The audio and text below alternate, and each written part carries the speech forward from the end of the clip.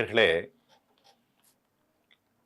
இன்றைக்கு times of இந்தியாவுடைய ஒரு பதிவு தமிழாக்கத்தில் நான் உங்களுக்கு தரவிருக்கிறேன். பிரதமர் மோடி அவர்கள் நேற்று வேளாண் அந்த கூட்டத்தில் கலந்து கொண்டார். டெல்லியிலிருந்து அவர்களுக்கான சிறப்பான வரவேற்பு வழங்கப்பட்டது. பாரதிய ஜனதா கோவை பாதுகாப்பு மண்டலத்திற்குள் கடும் வளையத்திற்குள் அவர் கொண்டு வரப்பட்டார். ஏனென்று சொன்னால், பிரதமர் அவர்களுக்கு சர்வதேச அச்சுறுத்தல் இருந்ததை நாம் பார்த்தோம். தமிழ்நாட்டில் ரொம்ப கவனமாக அவர்களுக்கான பாதுகாப்பை ஏற்பாடு செய்யப்பட்டிருந்தது. யாரெல்லாம் சந்திக்கணும், எந்த நேரத்தில் சந்திக்க வேண்டும் என்கின்ற பட்டியலையும் கூட மத்திய அரசு பிரதமரினுடைய பாதுகாப்பு குழுவில் தமிழகத்தினுடைய தலைவர்கள் ஒருங்கிணைத்தார்கள். அதுவும் நல்ல முறையிலே அவர் நேற்று வந்து கலந்து கொண்டு சிறப்பான முறையில் அந்த ஏற்பாடுகள், ஒரு பிரதமருக்கு கொடுக்க வேண்டிய கண்ணியமும் பாதுகாப்பும் கொடுப்பதில் நமக்கு எல்லோருக்கும் மன திருப்தி. அது ஒரு பாதுகாப்பாளராக.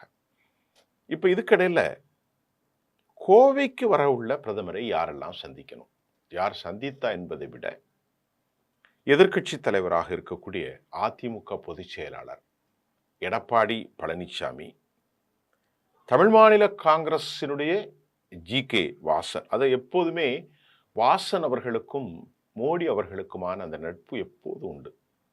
அவரை ரொம்ப மதிக்கக்கூடியவர். திரு ஜி.கே. வாசன் சந்தித்து பேசி உள்ளதாக அந்த செய்தி பட்டியலில் இருந்தது.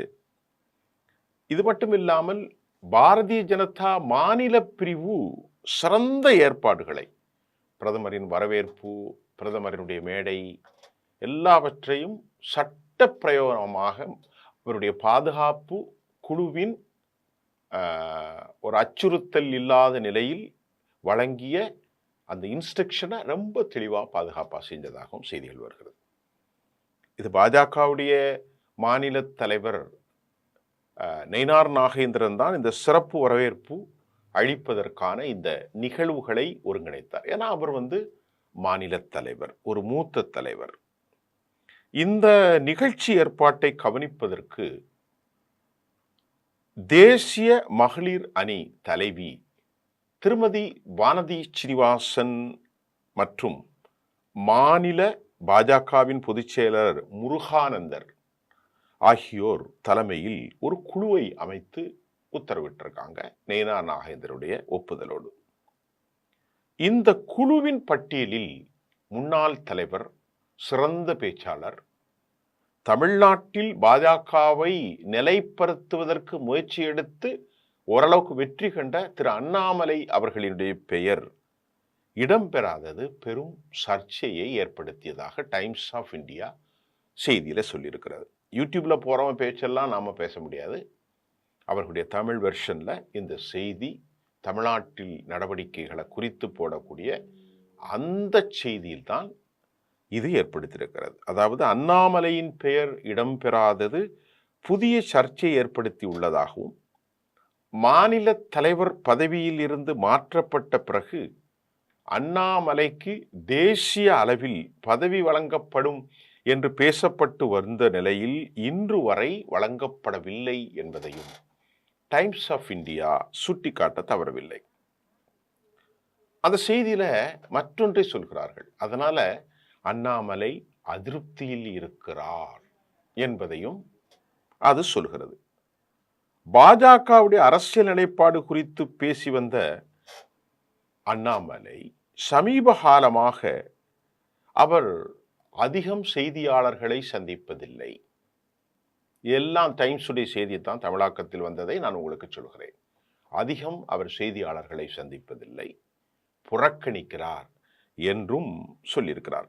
அண்ணாமலை வந்த பிறகுதான் அந்த செய்தியில புடைசூழ இளைஞர்கள் அவரை வரவேற்றார்கள்.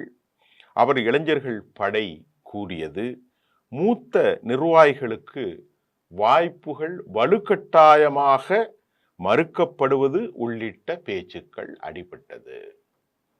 பெரிய பழங்களெல்லாம் ஒதுக்கப்பட்டாங்க. 60 வயசுக்கு மேலே அங்கே வராத, 50 வயசுக்கு மேலே வராத, இளைஞர்களுக்கு மட்டும்தான் வரணும். இதெல்லாம் பெரிய மன வலி ஏற்படுத்தியதாகவும் கூட அந்த செய்தி சொல்லுது. இந்த பேச்சுக்கள், வாய்ப்புகள் மறுக்கப்படுவது மற்றொரு புறம்.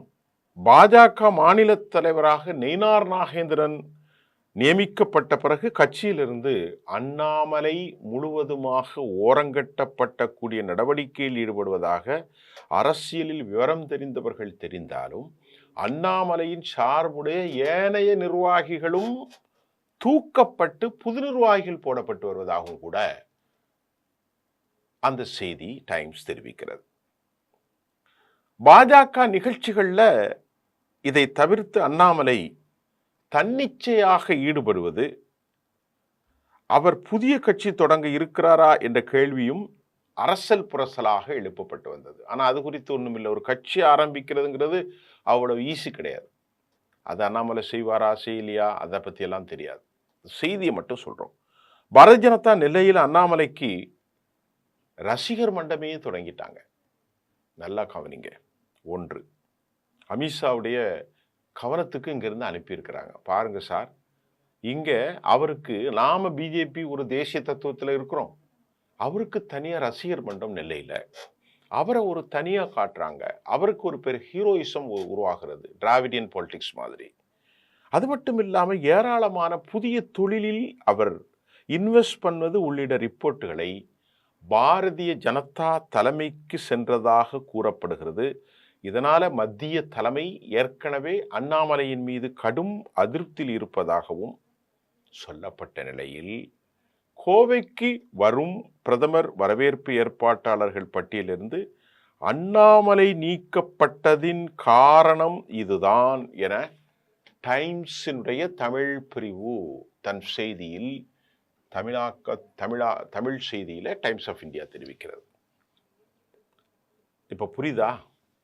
அண்ணாமலை ஏற்கனவே அதிருப்தியில் இருக்குன்னு நாமளே பல சொல்லியிருக்கிறோம். அண்ணாமலை ஏற்கனவே டெல்லியில் முதலாவது கூட்டத்தில் தமிழ்நாட்டு தலைவர்கள் அனைவரும் ஆலோசனை நடத்தும் போது அவர் கலந்து கொள்ளவில்லை. இரண்டாவது துணை ஜனாதிபதியாக பதவியேற்ற சிபி ராதாகிருஷ்ணனுக்கு அழைப்பு கொடுக்க போதும் அவர் கலந்து கொள்ளவில்லை. இரண்டுக்கும் அண்ணா நான் இப்போ ஃப்ரீயா இருக்கேன், பல கல்யாணங்களுக்கு போக வேண்டியிருக்கு அப்படின்ட்டு அழகா பதில சொல்லிட்டார். மூன்றாவது சென்னையில் நடந்த ஈசிஆரில் நடந்த கூட்டத்தில் சந்தோஷ் அழைத்து BL சந்தோஷ் அவரை சமாதானப்படுத்தி மதிய இடைவேளைக்கு பின்பு அவர் பேச வைத்தார்கள். இது அவர். நான்காவது கோவையில் தற்போது அவர் கலந்து கொண்டார். அவர் எல்லோரும் சந்தித்தார்கள். ஆனால் அவருடைய பெயர் இந்த வரவேற்பிலோ விழாவிலோ விழா குழுவிலோ எதிலும் அவர் சேர்க்கப்படவில்லை என்பது இன்றைக்கு டைம்ஸினுடைய செய்தி. கவனிக்கப்பட வேண்டிய விவகாரம். அது அல்லாமல் தமிழ்நாட்டிலிருந்து இன்டெலிஜென்ஸ் ரிப்போர்ட்ல அவர் தனித்துவமாக காலை ஊணுகிறார். இதெல்லாம் அமித்ஷாவுக்கு பிடிக்காது. எவனா இருந்தாலும் சரி, கட்சிக்குள்ள நீ தனித்துவமாக கோலாற்றுறது, உனக்குன்னு ஒரு வளையத்தை ஏற்படுத்துறது பாஜக திராவிட கட்சி அல்ல. இது வேறு மாநில ரீஜனல் பார்ட்டி. இது பாஜக கட்சிக்குள்ளத்தான் இருக்கணும். உனக்கு தாமரை தான் அடையாளம், உன் அடையாளம் எங்களுக்கு தேவையில்லை அப்படிங்கிறத போட்டு கொடுக்கும் விதமாக அண்ணா தமிழ்நாட்டில் தனியாக நெல்லையில் இவருக்கு தனி ரசிகர் மன்றம், கோவையில் இளைஞர்கள் மட்டுமல்ல தமிழகம் முழுவதும் இவர் பின்னால் திரள்றது. ரெண்டாவது, நிறைய இன்வெஸ்ட்மெண்ட், புதிய தொழில்கள், இதை கலந்து கொள்ள முடியாதது எல்லாம் தன்னிச்சையான போக்கை டெல்லிக்கு சென்றதுனால தமிழக அவர்களுக்கு தமிழ்நாட்டில் கொடுக்கப்பட்ட அந்த இன்ஸ்ட்ரக்ஷனை அப்படியே ஃபாலோ பண்ணுறாங்க. வரவேற்பு குழுவில் முருகானந்தர் மற்றும் நயினார் நாகேந்திரன் தலைமையில் அமைக்கப்பட்டது. அதில் வானதி ஸ்ரீனிவாசன் போன்றவர்கள் இருக்கிற போது தேசிய லெவலில் பதவி வழங்கப்படும் என எதிர்பார்க்கப்பட்டு காத்திருக்கும் நிலையில் அண்ணாமலை ஒதுக்கப்பட்டிருக்கிறார். அவர் ரொம்ப பதட்டத்தில் இருக்கிறார் என்ற செய்தியை உங்களுக்கு தரோம். இது இப்படித்தான் போகிறது. இதில் என்ன நடக்க போகிறது என்பதெல்லாம் யூகமாக பேச நமக்கு தெரியாது. ஒரு செய்தி, அந்த செய்தியினுடைய உண்மை. ஒருவர் ஒரு செய்தியை சொன்னால் இதெல்லாம் நடந்திருக்கு, அதனுடைய உண்மை. இதைத்தான் நாம் சொல்ல முடியும்.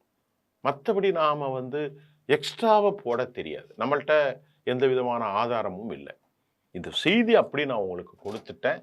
அண்ணாமலை கட்சியிலிருந்து ஒதுக்கப்படுகிறார், அது உண்மையாக தெரியுது. இது நமக்கு கிடைச்ச ஆதாரமான செய்தி. அவருடைய ஆதரவாளர்களும் பதவி நீக்கம் செய்யப்பட்டிருக்கிறார்கள். இதுவும் ஆதாரம். தற்போது கொடிஷியா அவருடைய மண்ணில் அவருக்கான முக்கியத்துவம் இல்லை, ஒதுக்கப்பட்டிருக்கிறார், வரவேற்பு குழுவும் இல்லை. ஆனால் தலைவராக வந்து கலந்து கொண்டார், எல்லோரையும் சந்திப்பார். அதெல்லாம் வேறு விவகாரம். ஆக அவர் மீது கம்ப்ளைண்ட் அனுப்பியிருக்கிறாங்க. தனித்துவமாக ஒரு ஆட்சி செய்கிறார், பாஜகவை விட்டு தான் சொந்த காலில் வதிக்கிறார், ரசிகர் மன்றம் அறிவித்து விட்டார்கள். அது மட்டுமில்லாமல் இவர்கள் பின்பு திரளுகிறார்கள். இது மாதிரி கலந்து கொள்ள மறுக்கிறார், தன்னிச்சையாக பேட்டி கொடுக்கிறார், நிலபுலன்களை வாங்கி குவித்திருக்கிறார், தொழிலை தனியாக ஆரம்பித்திருக்கிறார். எனக்கு கிடைக்கலன்னா துண்டை ஒதிச்சு கொடுத்து என் பாரம்பரியமாக விவசாயிக்கு போன்னு சொல்லி தேவையில்லாமல் பேசுகிறார் போன்று என்னென்னலாமோ சொல்லணுமோ அவ்வளோத்தையும் சொல்லிட்டாங்க. அதனால் அவர் ஒதுக்கப்பட்டிருக்கலாம் என்று நாம் யூகிக்கிறதற்கும் நீங்கள் யூகிப்பதற்கும் பொருத்தமாக இருக்கிறது. நன்றி. மீண்டும் அடுத்த செய்தியில் சந்திப்போம்.